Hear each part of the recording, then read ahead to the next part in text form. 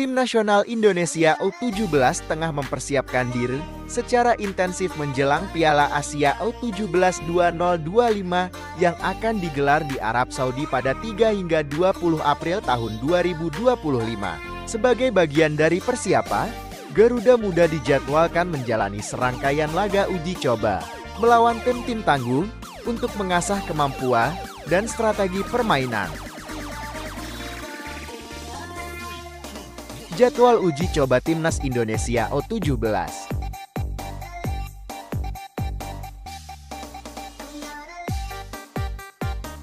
Kamis, 20 Maret tahun 2025, Indonesia U17 vs Tiongkok U17. Rabu, 26 Maret tahun 2025, Uni Emirat Arab UAE U17 vs Indonesia U17. Sabtu, 29 Maret tahun 2025, Indonesia U17 vs Australia U17.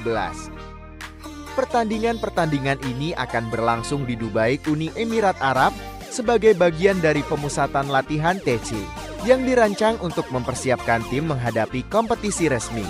Laga uji coba ini memiliki peran krusial dalam mempersiapkan mental dan fisik para pemain. Menghadapi tim-tim dengan karakteristik permainan yang berbeda akan membantu skuad Garuda Muda beradaptasi dengan berbagai situasi di lapangan. Selain itu, pelatih Nova Arianto dapat mengevaluasi dan menyesuaikan strategi serta formasi yang paling efektif untuk diterapkan dalam turnamen resmi nanti. Profil singkat lawan uji coba. Tiongkok U17 dikenal dengan disiplin dan kekuatan fisik. Tim ini sering menampilkan permainan yang terorganisir dengan baik. Menghadapi Tiongkok akan menjadi ujian bagi kemampuan taktik dan ketahanan fisik Indonesia.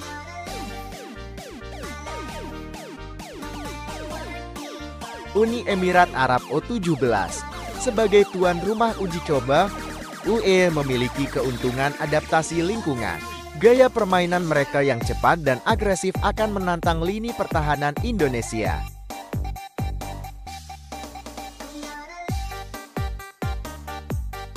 Australia U17, tim dengan postur tinggi dan permainan fisik ini akan menguji kemampuan duel udara dan strategi bertahan Indonesia.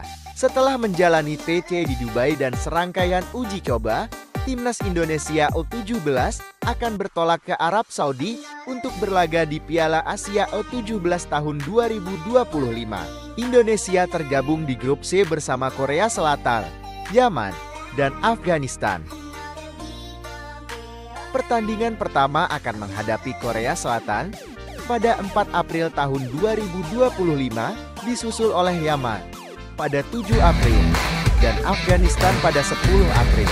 Dengan persiapan yang matang dan pengalaman dari laga uji coba. Oke, yang pertama-tama setelah kita libur sekitar 2 bulan ya, setelah kita melakukan kualifikasi dan hasilnya kita lolos ke Piala Asia tahun 2025. Dukungan penuh dari masyarakat Indonesia sangat diharapkan untuk memotivasi para pemain dalam mengharumkan nama bangsa di kancah internasional.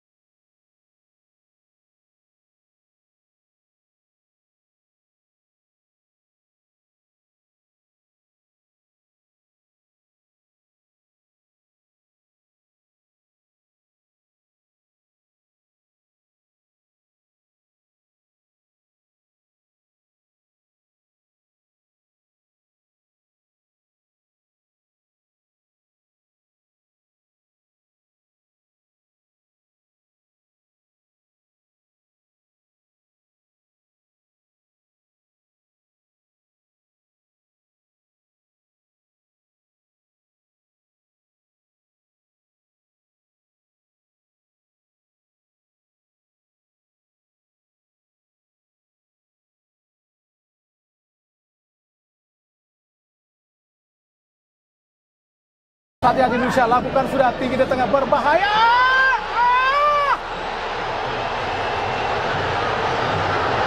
Ya.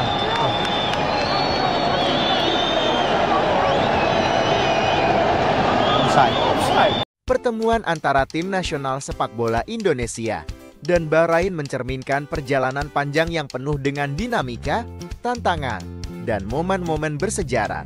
Sejak pertemuan pertama mereka pada tahun 1980.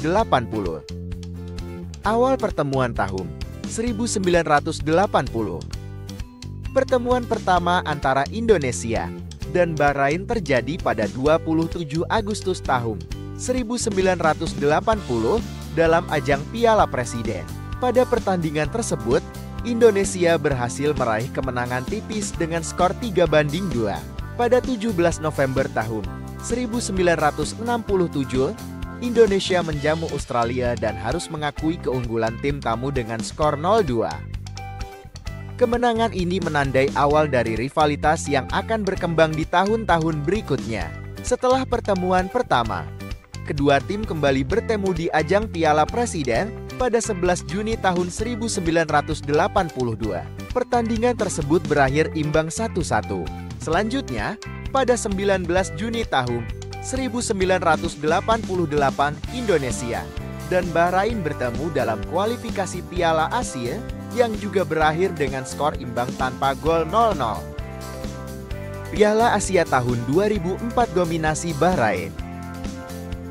Pada 25 Juli tahun 2004, Indonesia dan Bahrain bertemu dalam penyisajang Piala Asia. Dalam pertandingan tersebut, Indonesia harus mengakui keunggulan Bahrain dengan skor 1-3. Kekalahan ini membuat Indonesia hanya berada pada posisi ketiga dan gugur dari Piala Asia tahun 2004. Piala Asia tahun 2007 kemenangan bersejarah Indonesia. Pada 10 Juli tahun 2007, dalam ajang Piala Asia yang digelar di Indonesia, tim Garuda berhasil meraih kemenangan bersejarah atas Bahrain dengan skor 2-1. Gol-gol Indonesia dicetak oleh Budi Sudarsono dan Bambang Pamungkas. Sementara, Bahrain hanya mampu membalas 1 gol lewat gelandang Said Mahmud Jalam. Kemenangan ini menjadi momen penting bagi sepak bola Indonesia di kancah Asia.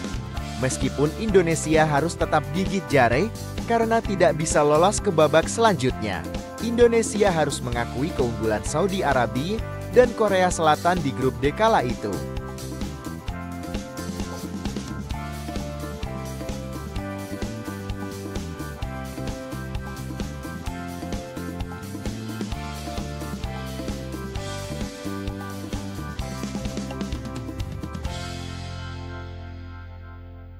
Kualifikasi Piala Dunia tahun 2014. Indonesia kembali bertemu Bahrain pada kualifikasi Piala Dunia tahun 2014. Indonesia dan Bahrain bergabung di grup E bersama Iran dan Qatar. Pertemuan pertama berlangsung pada 9 Juni tahun 2011 yang berlangsung di Gelora Bung Karno. Pada pertemuan tersebut, timnas harus mengakui keunggulan Bahrain dengan skor 0-2. Pada 29 Februari tahun 2012, Indonesia memasuki masa kekelaman dan harus mengalami kekalahan paling telat serta memalukan selama mengikuti ajang kualifikasi Piala Dunia. Indonesia mengalami kekalahan telak 0-10 dari Bahrain pada pertandingan lanjutan kualifikasi Piala Dunia tahun 2014 yang berlangsung di Manama, Bahrain. Kekalahan ini menjadi catatan kelam dalam sejarah sepak bola Indonesia, sekaligus kekalahan terbesar yang pernah dialami tim Garuda. Pada akhir kompetisi, Indonesia harus terbenam di dasar grup dengan 0 poin dan 23 kali kebobolan.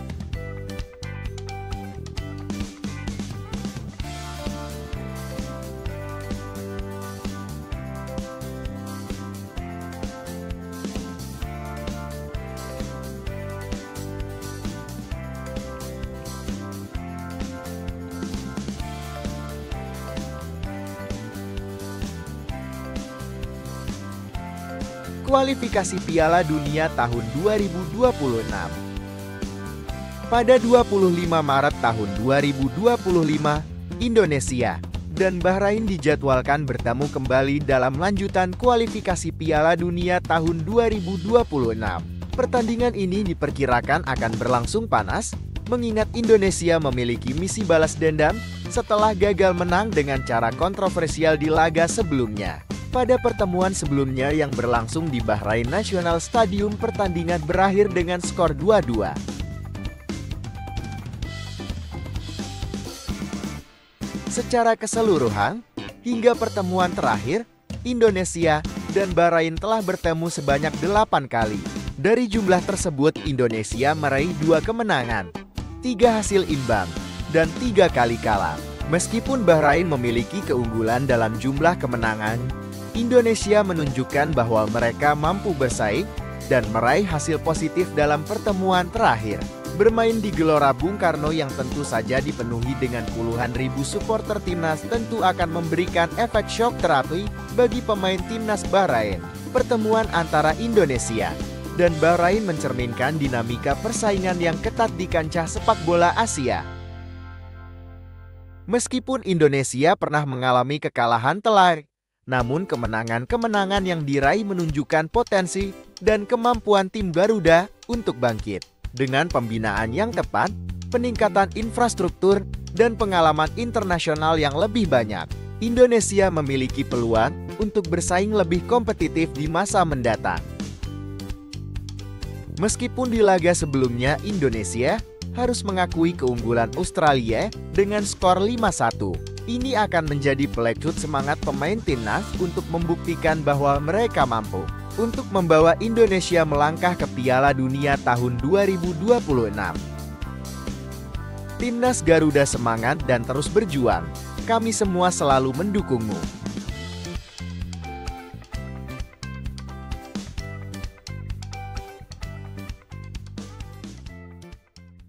Quentin Martin Jacoba lahir pada 19 Desember tahun 1987 di Tilburg, Belanda, adalah sosok yang kini menjadi sorotan dalam dunia sepak bola Indonesia. Sebagai pelatih fisik baru tim nasional Indonesia, perjalanan karirnya yang kaya pengalaman diharapkan dapat membawa angin segar bagi perkembangan sepak bola tanah air. Sejak usia muda, Jacoba menunjukkan minat besar terhadap sepak bola. Ia memulai karirnya di Akademi Willem II Tilburg pada tahun 2004 hingga tahun 2008. Setelah itu, ia bergabung dengan FC Eindhoven pada musim tahun 2008 tahun 2009 di Eerste Divisie, mencatat 3 penampilan. Meskipun perjalanannya di FC Eindhoven singkat, pengalaman ini menjadi batu loncatan penting dalam karir sepak bolanya. Pada tahun 2009, Jacoba bergabung dengan Kozakken Boys, klub yang berkompetisi di Tweede Divisie. Di sini, ia menunjukkan konsistensi dan dedikasi tinggi. Tampil dalam 57 pertandingan tanpa mencetak gol hingga tahun 2014. Setelah sempat bermain untuk IJsselmeer pada musim tahun 2014 tahun 2015, ia kembali ke Kozakken Boys dan bermain hingga tahun 2020, menambah 113 penampilan dan mencetak 3 gol.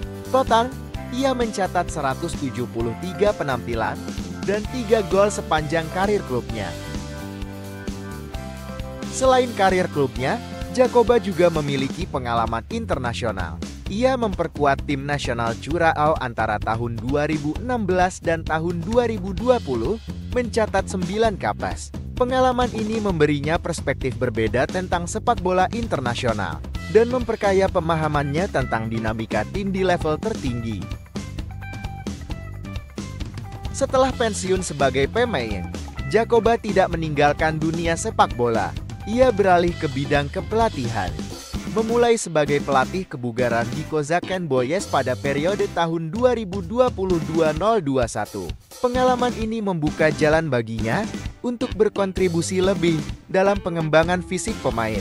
Pada tahun 2020, ia dipercaya menjadi pelatih kebugaran tim nasional Curaçao, posisi yang diembannya hingga tahun 2023. Pengalaman ini memperkuat reputasinya sebagai pelatih yang kompeten dalam bidang kebugaran dan performa atlet.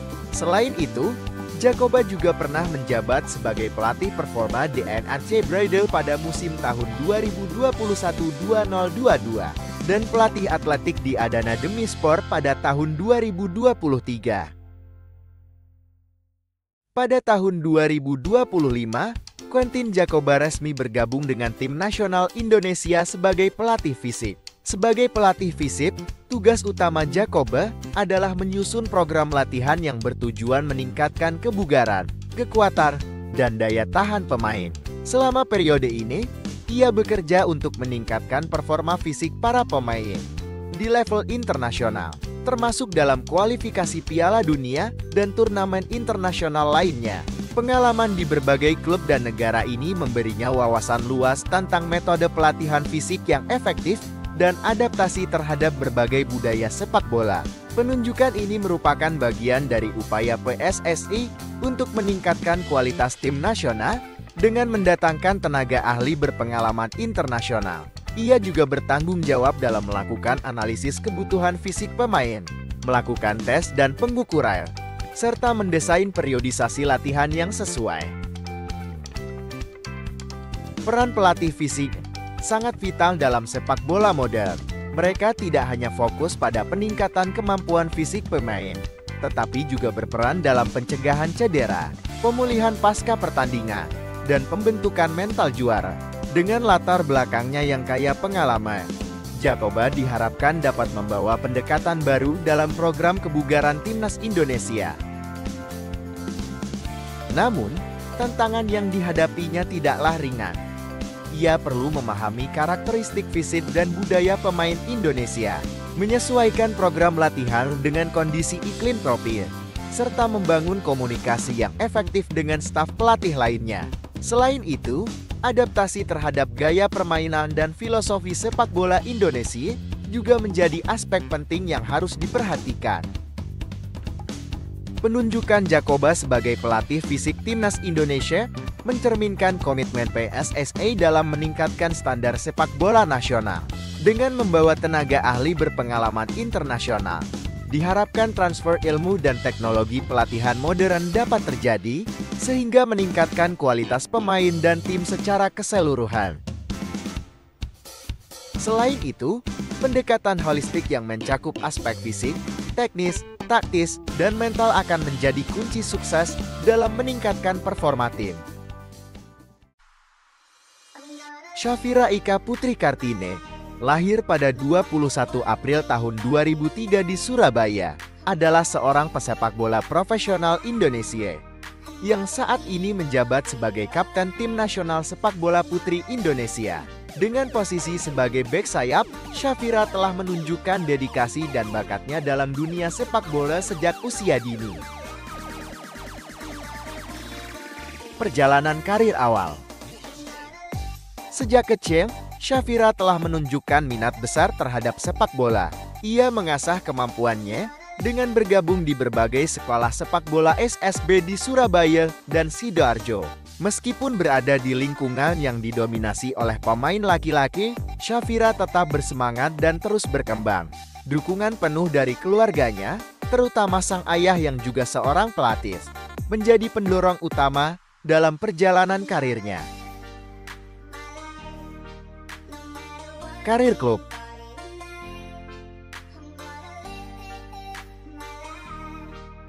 Syafira memulai karir klubnya dengan bermain untuk beberapa tim lokal seperti HBS Persebaya, Persikabo Kartini, dan Persis Solo. Pada tahun 2022, ia bergabung dengan Persis Solo, namun klub tersebut harus dibubarkan pada Oktober tahun 2023 akibat tidak adanya kompetisi sepak bola putri. Tidak lama setelah itu, Syafira memilih untuk bergabung dengan tim DKI Jakarta di kejuaraan Pra-PON DKI Jakarta. Langkah besar dalam karirnya terjadi pada tahun 2024 ketika ia bergabung dengan FC Ryukyu Ladies, klub sepak bola wanita yang berbasis di Jepang. Bergabung dengan klub level keempat di Jepang, Syafira mengikuti jejak kompatriotnya, Sheva Imut, yang juga bermain untuk klub yang sama. Syafira mulai dikenal setelah bergabung dengan timnas Indonesia di ajang Piala AFF U15 tahun 2017.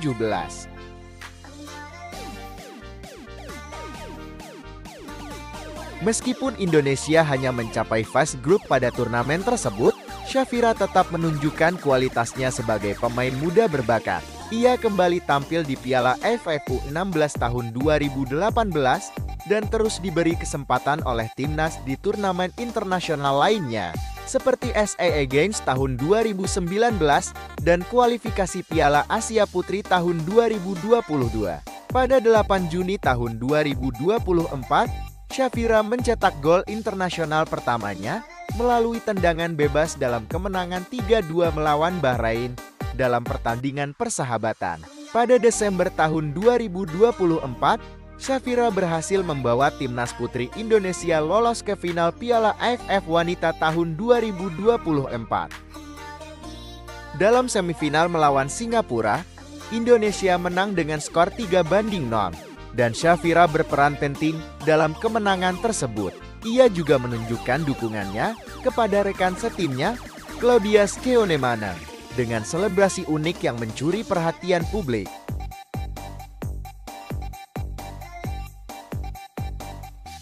Tawaran dari klub Asia dan Eropa.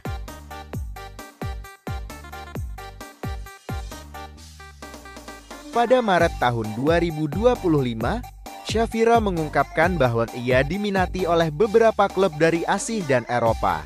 Namun, ia memilih untuk tidak terburu-buru dalam mengambil keputusan tersebut. Shafira menyatakan bahwa fokus utamanya saat ini adalah membela timnas Indonesia yang sedang memasuki jadwal padat untuk mempersiapkan diri menatap ASEAN Women's Championship pada Juni tahun 2025.